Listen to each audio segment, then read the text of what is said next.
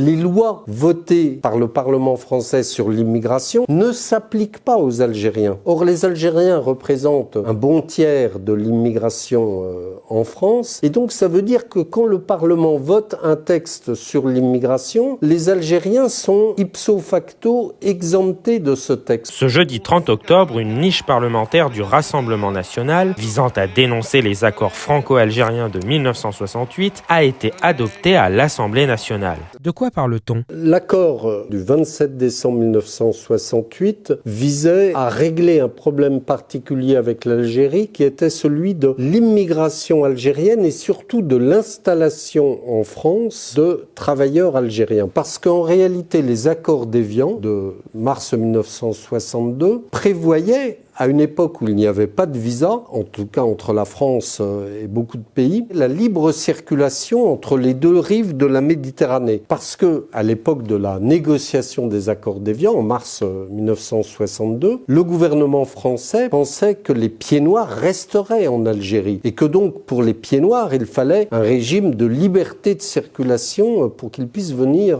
librement en France sans contrôle particulier. Or, en juillet 62, les pieds noirs sont massivement rentrés en France et donc la liberté de circulation prévue par les accords d'Évian n'avait plus lieu d'être. On a signé en décembre 1968 un accord avec Alger qui ne revenait pas sur la liberté de circulation prévue par les accords d'Évian, mais qui établissait un régime plus favorable pour l'Algérie au profit des Algériens par rapport aux autres pays du Maghreb, Maroc, Tunisie notamment. Un titre de séjour de 10 ans qui s'appelle le certificat de résidence algérien, le CRA, des facilités en matière de regroupement familial, 1 an au lieu de 3 ans de vie commune, aucune condition en matière de langue française, d'intégration dans la société, etc.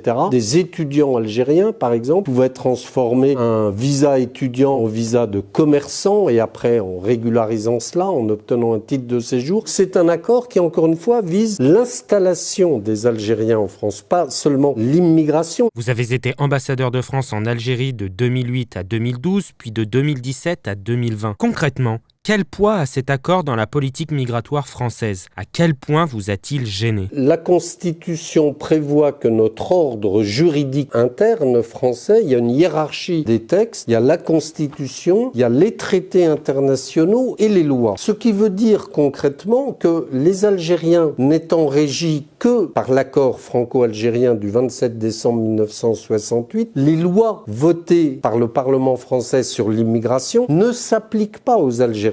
Or, les Algériens représentent un bon tiers